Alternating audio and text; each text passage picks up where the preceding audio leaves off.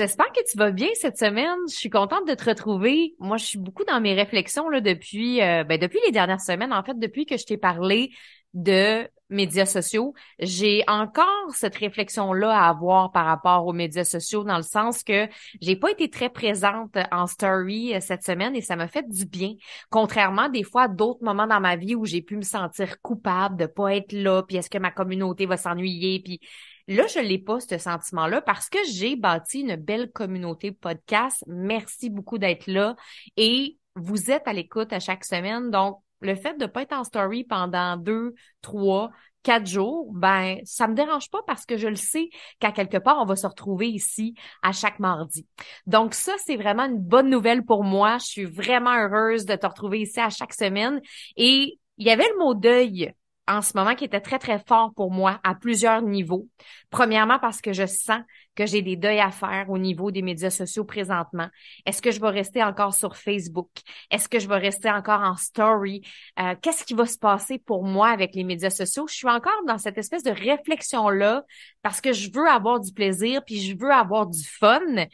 Puis, à chaque fois qu'on fait un deuil, peu importe c'est quoi, ben, c'est clair que ça va nous faire quelque chose. C'est clair qu'il va y avoir un chamboulement intérieur, des émotions.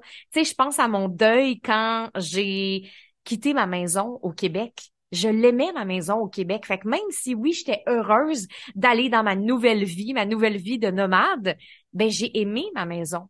Donc, souvent, quand on fait des deuils, il y a vraiment quelque chose de triste parce qu'on a aimé cette chose-là, cette personne-là, peu importe c'est quoi.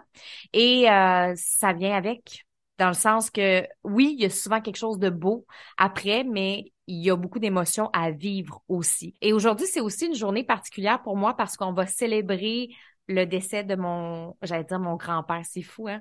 C'est mon oncle, en fait, mon oncle Paul, qui est décédé à l'âge de 94 ans. Mais j'allais dire mon grand-père parce que Paul, c'était comme mon grand-père. J'en ai pas eu de grand-père du côté à mon père. Je l'ai jamais connu. Et Paul était vraiment là pour moi quand j'étais jeune. Puis aussi, ben, c'était lui qui me racontait tout le temps des histoires de pêche, très vivant, très joyeux, très intelligent. Il dansait encore, puis il racontait encore ses histoires, même à l'âge qu'il était rendu. À mon 30e anniversaire, il dansait sur le dance floor avec mes amis, puis ça fait pas si longtemps que ça. Fait que, on dirait que il y avait le mot deuil qui était là pour moi aujourd'hui. Fait qu'il fallait que je parle de ça d'une forme ou d'une autre. Et évidemment, j'ai décidé de le faire dans l'entrepreneuriat parce que je trouve qu'on n'en parle pas assez. Mais être une bonne entrepreneur, c'est aussi avoir la capacité de faire constamment des deuils puis développer cette habileté-là de faire des deuils parce qu'on a tout le temps des deuils à faire non-stop. On dirait que ça arrête jamais. Ben, en fait, je pense que la vie, c'est de faire tout le temps des deuils. Mais en entrepreneuriat, il y en a encore plus parce que quand tu es employé ou que tu travailles pour une entreprise stable ou peu importe, ben souvent tu vas avoir le même poste, les mêmes horaires, les mêmes tâches. Il y en a beaucoup là de mes amis qui vont travailler dans des bureaux puis que ça se ressemble d'année après année. Fait que oui, il y a des deuils à faire comme n'importe qui, comme dans n'importe quel travail, mais pas à la vitesse que nous, on le vit, les entrepreneurs, genre. On dirait que si t'es en train de finir un deuil, puis il y en a un autre qui arrive, puis là, t'es en train d'en finir un autre, il y en a un autre qui arrive, puis ça arrête jamais. Fait que quand on n'est pas fait forte émotionnellement, puis que c'est difficile pour nous de faire des deuils, c'est sûr que on va avoir de la difficulté peut-être à passer en mode CEO. Fait qu'aujourd'hui, l'épisode de podcast où est-ce que je vais partager 7 deuils à faire pour devenir une bonne CEO, ça s'adresse autant aux solopreneurs, aux travailleurs autonomes qui n'ont pas encore d'équipe à gérer nécessairement que aux filles qui gèrent déjà des équipes, déjà aux CIO, mais qui pourraient peut-être améliorer leur habileté en termes de deuil. Puis on va aussi parler justement de ben c'est quoi les deuils qu'il faut faire. Parce qu'il y en a peut-être là-dedans que tu n'as pas fait encore, puis ça se peut que tu aies une équipe de 2 personnes, 3 personnes, 5 personnes, peu importe le nombre de personnes qui travaillent pour toi, est-ce que tu as fait ces deuils-là? Et si t'es pas encore rendu là dans ta business, est-ce que ça peut t'empêcher de passer à ton prochain niveau de succès, de pas avoir réfléchi à ces choses-là? Ce que je veux dire, c'est que des fois, il y a des deuils qu'on n'est pas prête à faire. Fait qu'on s'auto-sabote vers notre prochain niveau de succès. Il y a des filles qui restent travailleurs autonomes et solopreneurs très, très, très, très longtemps parce qu'elles ont peur de faire les deuils que je vais parler aujourd'hui. Are you ready? Là, tu dois être comme, OK, le step, ah ouais, shoot. OK, je vais shooter. Deuil numéro 1, le deuil de tes impulsions. Moi, ça a été un de mes deuils les plus difficiles à faire. Parce que moi, j'ai toujours été une fille créative, impulsive. Je vais toujours l'être. Ça change pas complètement. Fait que j'ai pas complètement éliminé ça de ma vie, de ma personnalité. Mais tu sais, quand j'étais solopreneur puis que j'avais pas d'équipe ou que j'avais une personne dans mon équipe puis que c'était vraiment là assez tranquille, ben, je pouvais décider que je lance un programme le mardi suivant. Fait que je pouvais décider, OK, la semaine prochaine, je lance un programme, puis je fais telle affaire, puis tu sais, je pouvais vraiment décider d'avoir des projets full spontanés rapidement, puis comme suivre mon intuition, mon impulsion du moment sans problème. Et aujourd'hui, avec une équipe, je peux plus faire ça autant. Puis je le sais qu'au début, ça m'a challengé parce que justement, mon équipe me le faisait sentir. Tu sais, Steph, quand tu décides quelque chose, on pourrait-tu être au courant parce qu'après, nous, faut qu'on gère le service à la clientèle. On n'était pas au courant que tu as décidé d'offrir telle affaire. Tu sais, puis j'ai commencé à sentir que, OK, ça dérange peut-être mon équipe, mais en même temps, ils ont raison. Si je veux que mon équipe soit efficace, faut pas que je décide dernière minute que genre on s'en va en lancement la semaine prochaine.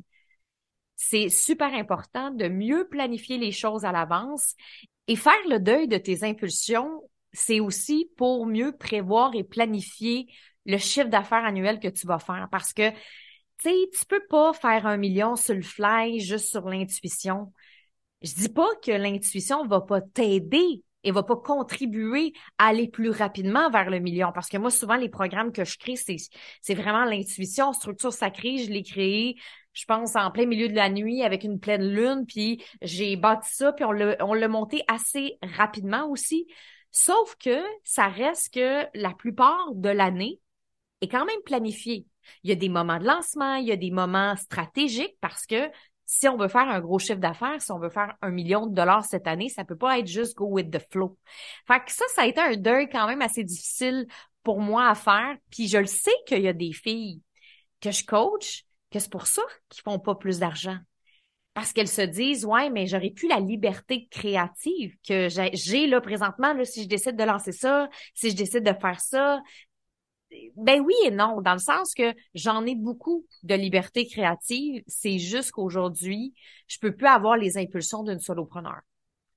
Je dois en parler à mon équipe, je dois consulter mon équipe, je dois penser à mon équipe, puis avoir ça en tête que si je décide de faire un move rapidement, j'ai le droit, là. Je peux décider, hey, j'ai le goût de lancer quelque chose, puis je peux décider. Mais en même temps, il faut que je pense aux conséquences que ça va avoir sur le service à la clientèle, parce que maintenant, c'est pas juste 3, 4 personnes qu'on gère. Donc, c'est toutes ces choses-là à faire. Fait que, tu vois que dans un seul deuil, il y a une série de deuils à faire. Le deuxième deuil que je veux te parler, c'est le deuil de ton bébé qui grandit. Parce que quand on commence une business, c'est notre bébé.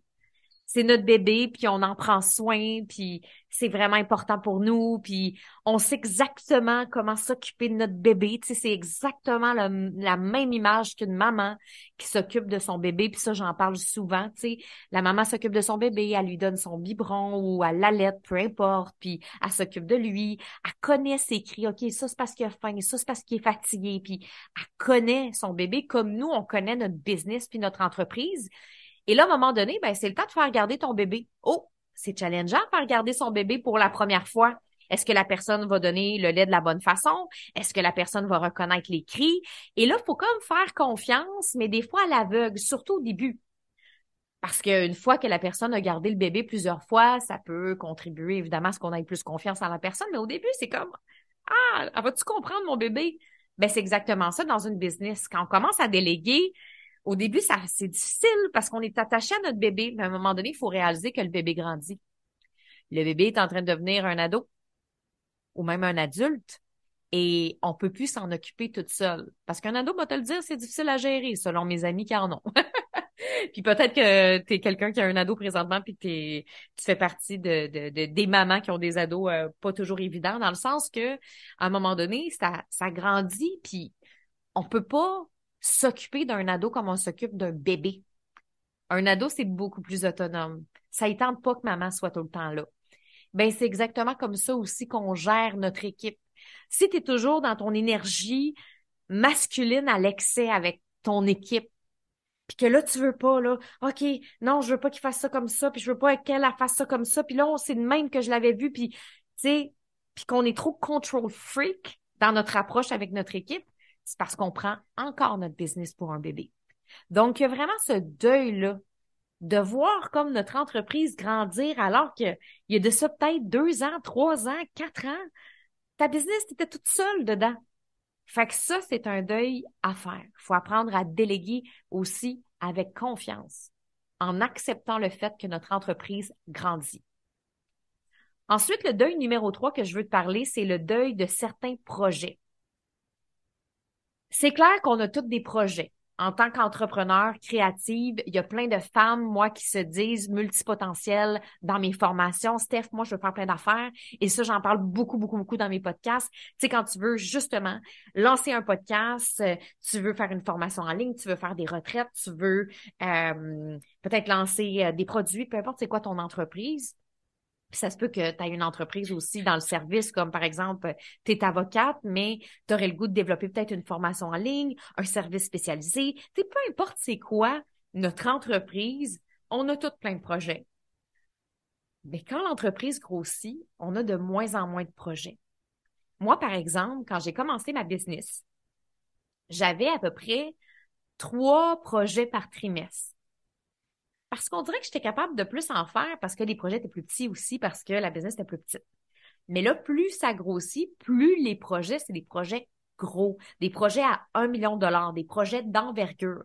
Donc, je peux pas faire plus qu'un projet à peu près par trimestre. Ce qui veut dire 4 projets, 4 gros méga projets par année.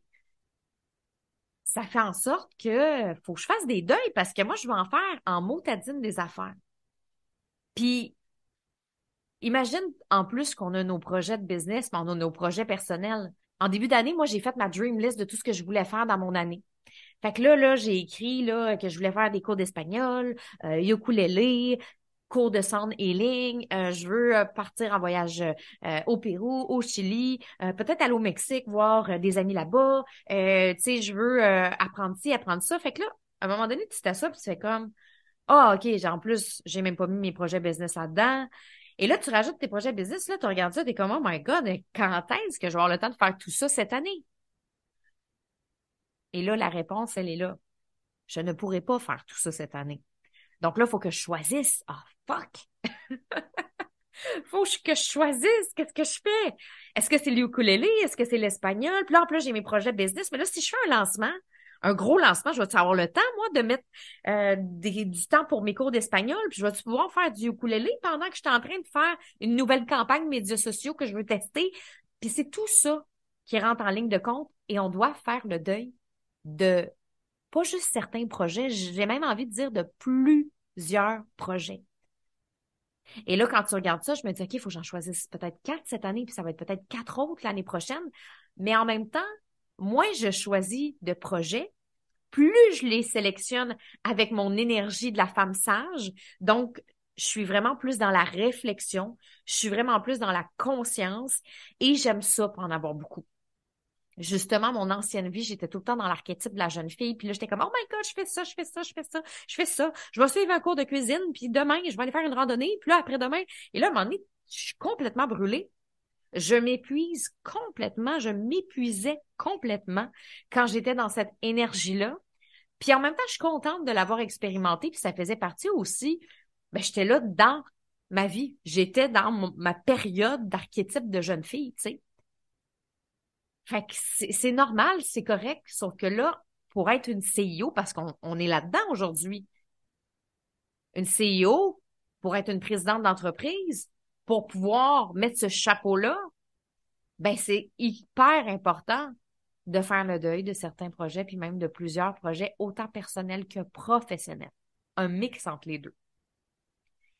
C'est dommage, mais c'est ça. Puis ça, encore une fois, c'est un challenge que certaines filles vont vivre, puis vont faire, ben garde, moi, ça me tente pas, je veux tout faire, fait que c'est ça. OK, parfait. Sauf que l'affaire, c'est qu'à un moment donné, énergétiquement parlant, on peut pas soutenir autant de projets. Donc, on peut pas soutenir autant de projets puis faire un gros chiffre d'affaires, ça marchera pas. S'il y en a trop, ben, il faut déléguer. Puis à un moment donné, est-ce que c'est vraiment ça qu'on veut une business remplie Ou est-ce que notre verre d'eau est en train de déborder, tu sais? Fait que ça, c'est vraiment un deuil à faire. Le deuil numéro 4, c'est le deuil de la perfection. C'est quand même assez important comme deuil parce que quand on est toute seule, c'est facile de passer 60 heures sur ton PowerPoint ou sur ton site web ou sur ton contenu que tu as créé ou quoi que ce soit, parce que c'est toi qui décides quand est-ce que tu le publies. Fait qu'il y a des avantages puis il y a des désavantages. L'avantage, c'est que tu contrôles. Tu contrôles la qualité. Fait que tu vas le publier quand tu vas être prête. Mais quand on a une plus grosse entreprise, on peut pas être aussi perfectionniste pour plusieurs raisons. Premièrement, on peut plus tout faire nous-mêmes.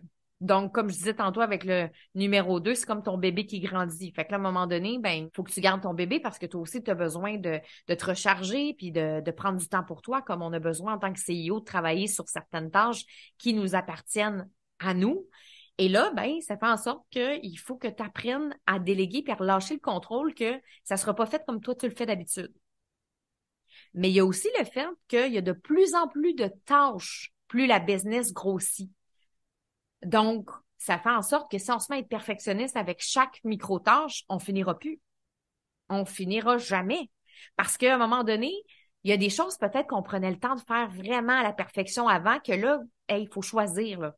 Faut choisir ses batailles, il faut choisir ses actions à 1 million de dollars. Fait que malheureusement, ben il y en a qu'il va falloir qu'on enlève ce niveau de perfection-là parce qu'on veut continuer d'avancer. Donc, pour certaines personnes qui sont plus dans cette énergie de contrôle, comme je parlais un peu tantôt, ça peut être difficile. Puis, c'est important de se rappeler que la perfection, c'est souvent un obstacle à la croissance puis au progrès.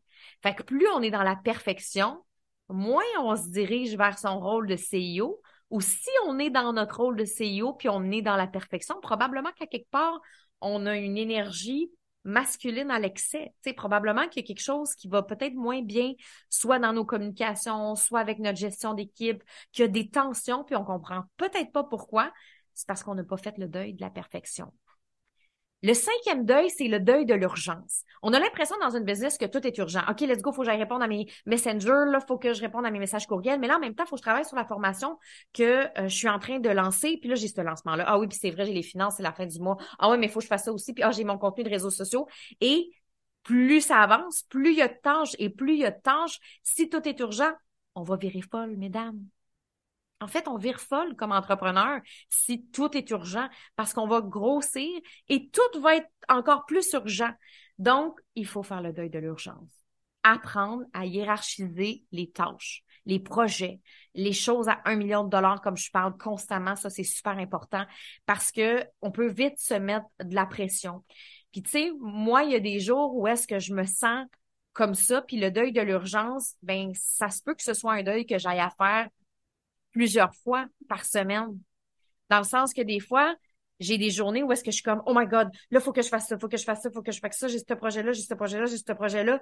Et là, je suis comme, on dirait que je me sens suffoquée dans ma propre business. Et là, je suis comme, OK, Steph, là, wow, on va reprendre la hauteur, on va prendre 3, 4 grandes respirations.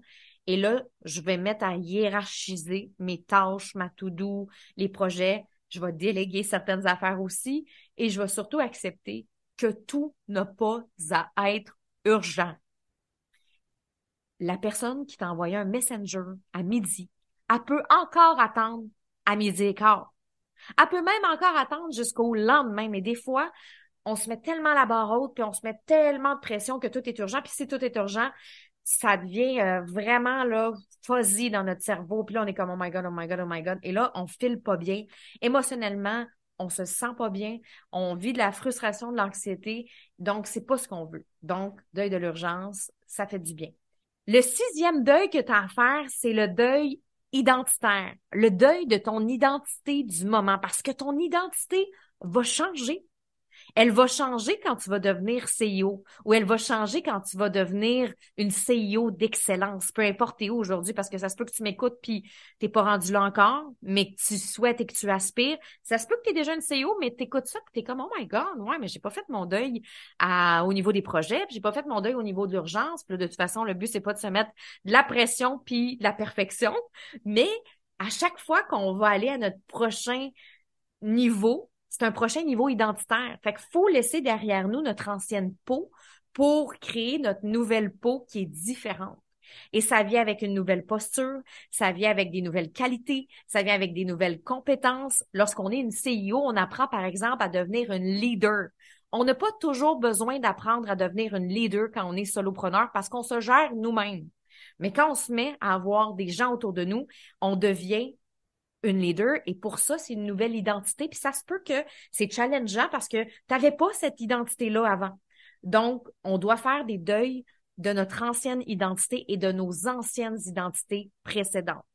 Super, super, super important. Et on va terminer avec le 7e deuil, le deuil de ton ancien palier. C'est important aussi de se féliciter, de célébrer pour son année précédente, pour son chiffre d'affaires, pour ce qu'on a accompli. Mais il faut aussi faire le deuil de tout ça, puis pas rester là-dedans, parce que des fois, ça fait en sorte qu'on répète tout le temps les mêmes affaires, on répète toujours les mêmes schémas, on répète toujours les mêmes patterns. Il faut accepter que si ça fait 3 ans de suite que tu fais 100 000, peut-être que tu n'as pas fait ton deuil de ton ancien palier. Puis ton deuil de ton ancien palier vient avec un deuil identitaire, un deuil de l'urgence, un deuil de la perfection, un deuil de certains projets, un deuil de ton bébé, puis un deuil de tes impulsions. C'est comme si ce 7e deuil-là, c'est comme the big one, là, tu sais. T'es-tu prête à faire un deuil? Même pas de ton ancien palier, là. Excuse-moi, c'est de ton palier actuel. T'es-tu prête à faire le deuil de ton palier actuel? T'es-tu prête à dire, écoute, là, je suis à 100 000, je suis confortable, j'ai pas trop de clientes, c'est relax, j'ai du temps, là. Je suis prête à aller faire un 500 000, avoir plus de clients à gérer, avoir plus de choses à gérer, avoir plus d'automatisation. Est-ce que je suis prête à ça? Donc, ça va venir avec un changement d'identité, ça va venir avec une gestion des urgences, puis avec tout ce que je viens de te nommer précédemment. Fait que c'est clair que c'est quelque chose qu'on pourrait discuter puis jaser pendant longtemps parce que c'est tellement important de faire des deuils en business et c'est ça qui va t'amener à devenir une bonne CEO et une CEO d'excellence. Donc, j'espère que tu as apprécié, puis ça se peut qu'il y ait d'autres deuils que j'ai pas nommés parce que je pense que des deuils, il y en a à l'infini, hein.